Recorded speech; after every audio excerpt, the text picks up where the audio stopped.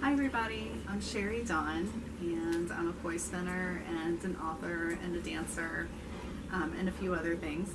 But recently someone emailed my website, Sherry Dawn Loves Fire, and she sent me this email that I didn't want to respond to in writing, and I just thought it would be more personal and more memorable if I did this video. So I hope you don't mind. I'm going to read her email so you can see what she said, and then I'm going to share my answers with you. She said, "Hello. I hope you don't mind me writing to you. I found your website on Pinterest as I was searching for a tutorial on how to make practice poi. I've recently become enamored with poi fire spinning and dancing, and I would seriously love to learn it for myself. I'm not much of a dancer though, and I've never really done any kind of dancing. I've done different kind of martial arts over the years. I'm wondering if I would ever be able to become any good with poi spinning. Also, I would love to get a few tips from you on how to get started. I'm aware that it'll take lots of practice, and I'm also 25 years old, so maybe I'm a little old to get started right now." I'm going to give you guys that are 25 and older a minute to laugh about that. And that's kind of what she says. And so I'm speaking to her, and I'm speaking to anybody else who is not sure if they should start doing something that they're enamored with. First, I wanted to address not being a dancer. You don't have to be a dancer to do anything that's movement related if you love that movement. I know a lot of people who spin hoop and they spin poi and they do all kinds of different things with props and prop manipulation, but they don't come into it with a dance background. I did.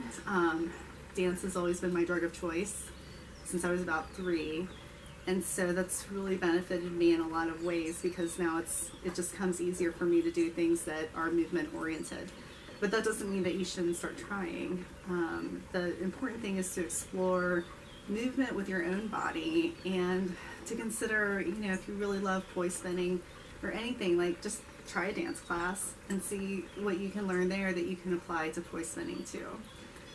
Try yoga. That's really helpful for anything that you do, whether or not you are a dancer or poi spinner or anything. Like if you're alive, you should do yoga.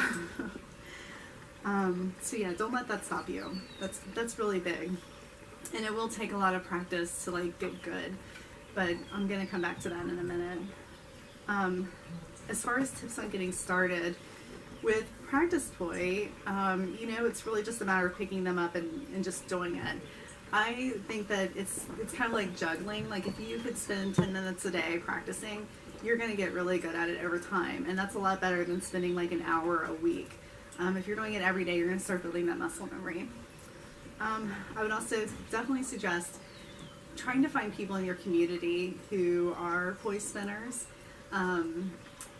They're out there, and usually we're kind of underground, and you might not know that we're there, but there's usually like an underground current of a flow artist, as you'll find. If you don't have an immediate community, if you live like out in the middle of nowhere, like a lot of us do, check online, because there are definitely some really great groups, and of course YouTube videos. So, and more on that in a minute too. Are you too old? No, you're not. Whoever is watching this, no, you're not too old to get started doing something. I was 28, I think, when I started tribal belly dancing, and it was not long after that I started poi spinning, and then I started fire arts, and I might have been like 32 or 33 when I started circus arts, and then I was in my late 30s when I started to write a book. So, and I'm 41 now. I hope that there was a lot of learning ahead of me, and I'm sure there is for you too. So definitely don't let that stop you. Even though with flow arts in particular, we see a lot of younger people doing it, and a lot of people that are more out there in the community. People who are like teenagers in their early 20s. But I think that by us doing it at our age, whatever our age is, it sets a good example for those younger people. And then the last thing I'm going to do is, this totally is not a plug for my book, but I've written about this, and so I thought it would just make sense to share like a little excerpt from the book that I wrote that was inspired by poi spinning and tribal belly dance and fire arts in particular. It is called Girl on Fire, and if you're on my website, you've probably seen links to it and things of that nature. So I'm just gonna find this quote really quick. Sorry, I didn't mark the page. So just enjoy the sounds of nature for a minute while I find this. Let's see. It is on Amazon, and you can also get it through Barnes & Noble and Joseph Beth online. And at some local bookstores throughout northern Kentucky. Oh my God, I can't believe I can't find it. I mean, I actually did write it. Let's see.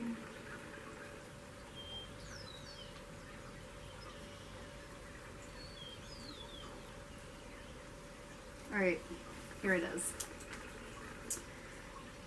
All right, so this is from the chapter where the main character learns how to spin poi, which might be probably where you are right now, to speaking to the girl who sent me this email.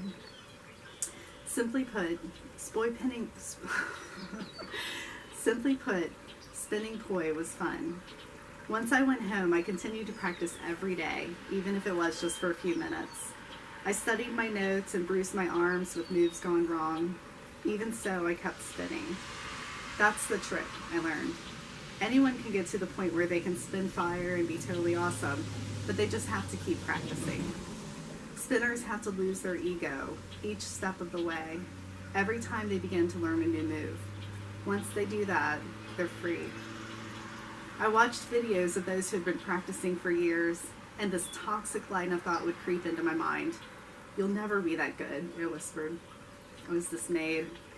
I closed my laptop and dug in my purse for Leslie's phone number. She picked up on the second ring. Hello? Hey Leslie, this is Summer from your poi class. Summer, how are you? Are you still spinning? Yeah, as a matter of fact, I am, but I'm getting frustrated. I was watching some videos online, and I just don't know how I'll ever be as good as people like you, you know? Have you ever felt like this? At first, for sure. But listen, one of the #1 rules of poi spinning is that you cannot compare yourself to others. Say it. Repeat it. I will not compare myself to others. Her tone was sweet but firm. I will not compare myself to others. Good girl.